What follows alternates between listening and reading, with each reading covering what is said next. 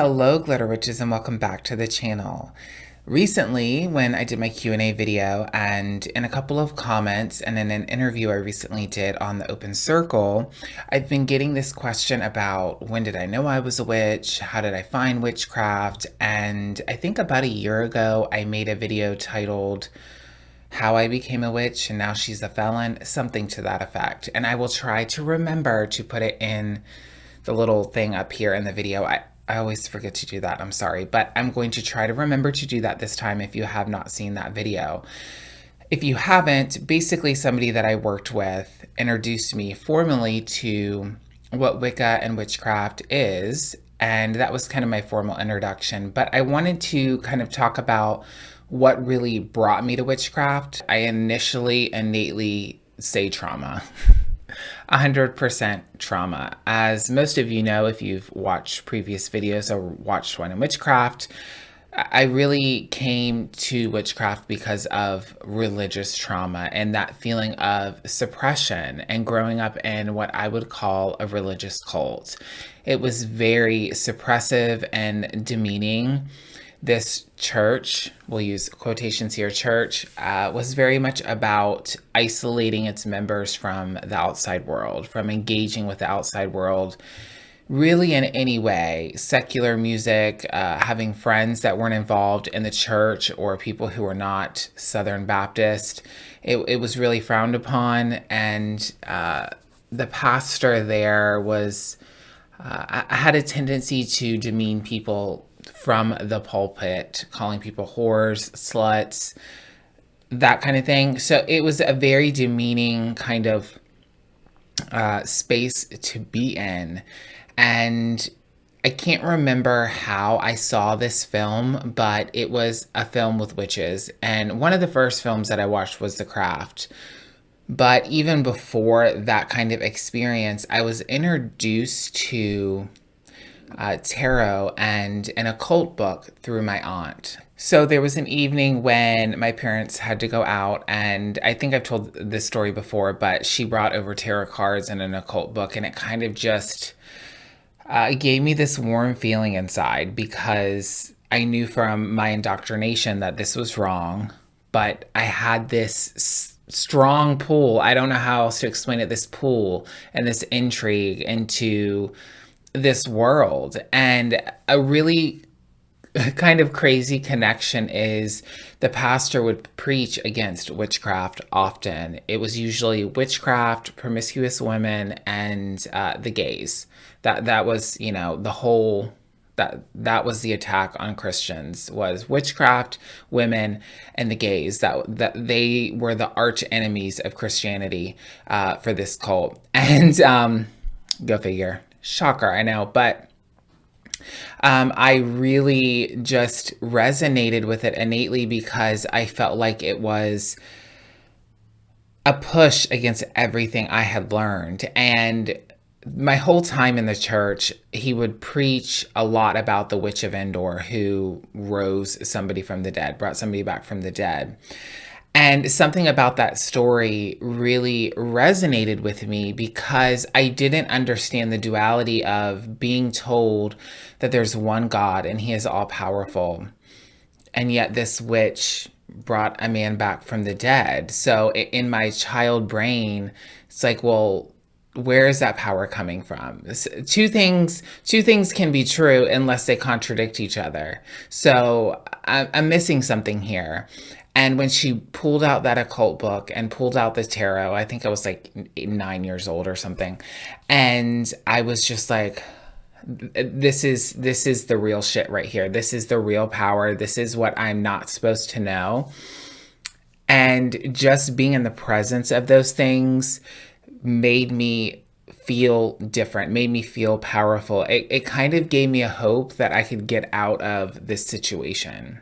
As I've gotten older, of course, whether the Witch of Endor was ever real or ever raised somebody from the dead is kind of not the point of the story. It really is a metaphor for going against God's order, right?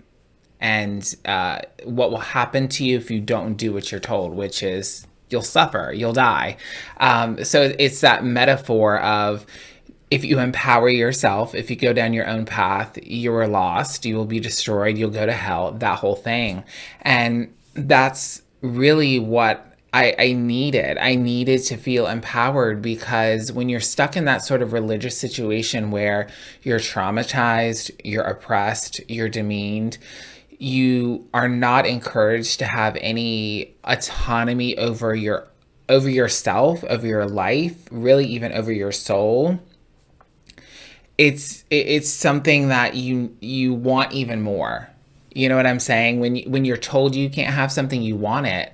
And to kind of have this knowledge that you can empower yourself and you can claim your power in a way that makes you responsible for all the good things in your life and all the bad things in your life, that's like a huge epiphany, like an aha moment. Because the cult that I was in, the church that I was in, everything was because of God. Every good thing happened because of God. Every bad thing happened because, God's trying to teach you a lesson, and God doesn't give you more than you can handle, and, all that bullshit.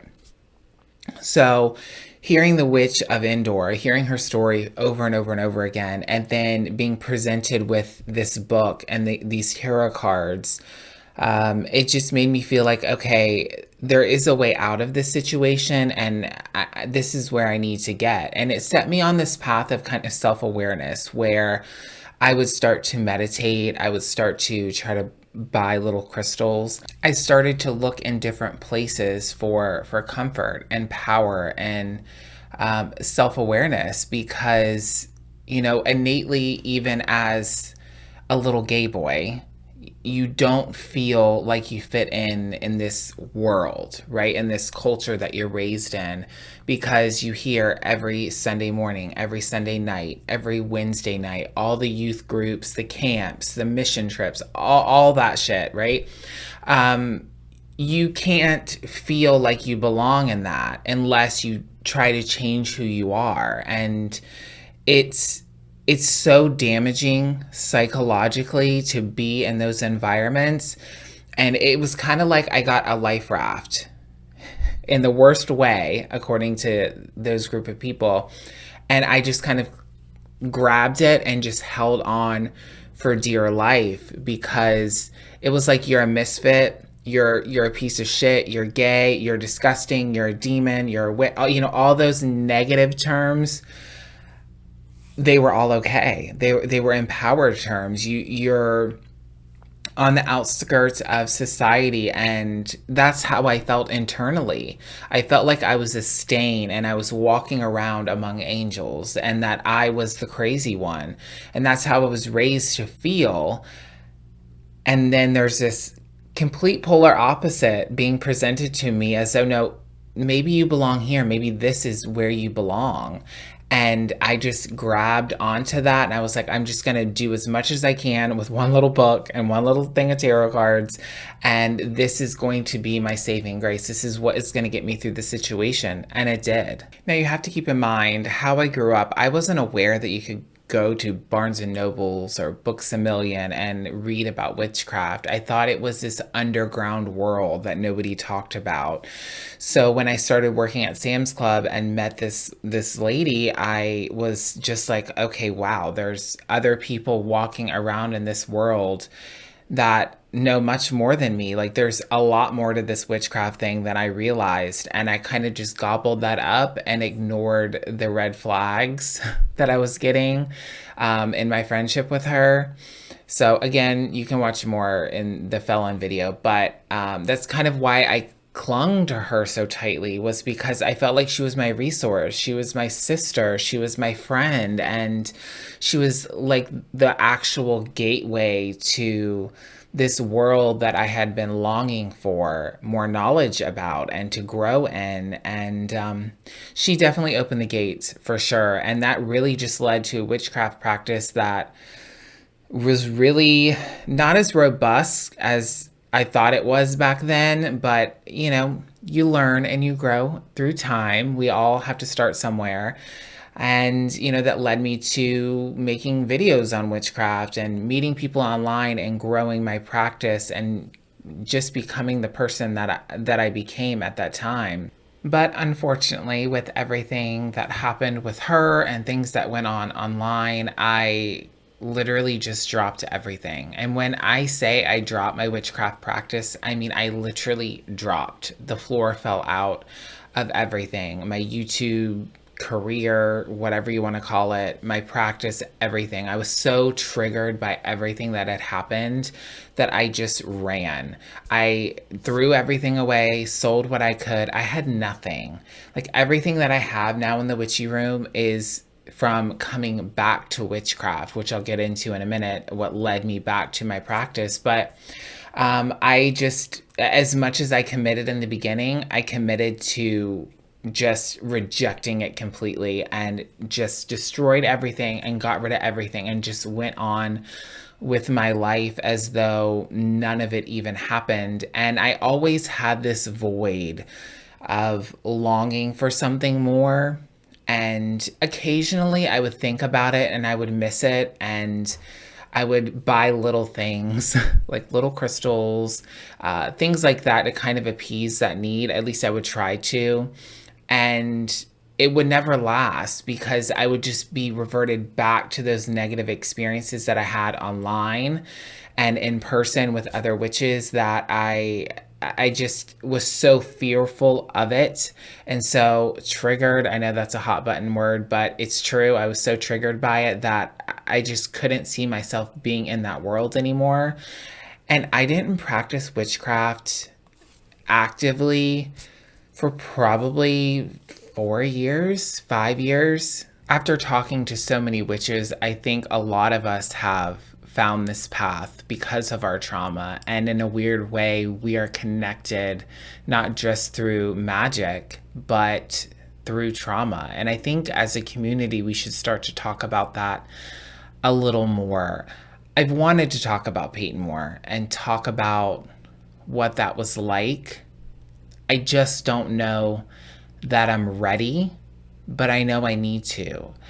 It's still something that I work on every day and try to process it. And that's a lot of what I do with Hecate is processing that trauma, processing that loss.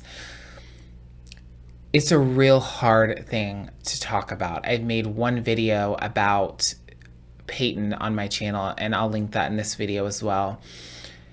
It's just not an easy thing to address, but it's very interesting how these traumas and these setbacks and these heartaches have led to something beautiful. And I don't really acknowledge that a lot either because I don't know where I would be without trauma. Would I have found this path? Would I be the witch that I am today without those traumas? I don't know. I really don't know the answer to that. I can't be the bigger person or the elevated mindset person that's like, I'm thankful for my traumas because it led me to where I am today because fuck that. Like, I'm in a good place in my practice and in life overall, but I would prefer for my son to be alive. Like, I would have preferred not to have lived through those traumas that I did as a child, but I guess it goes into that conversation. Do you know what the light is if you haven't been in the darkness? I don't know. I guess they're a part of the same string, and we have a path we have to go on in life, and sometimes it's good and sometimes it fucking sucks, and maybe that's just the process of life. Trauma is such a thought forming and life forming thing, no matter what we've been through, no matter what your trauma is. So it will come, it will happen. I will talk about it more in detail because I think it would be good for my mental health and my practice. I truly, truly do believe that. So I want to thank you guys for tuning into today's video. I feel like this was a long one. I know it was kind of rambly, but I've gotten the question and I wanted to make this video as best as I could. So I hope it made some sense, and I hope you guys enjoyed it. And until next time, bye, Glitter Witches.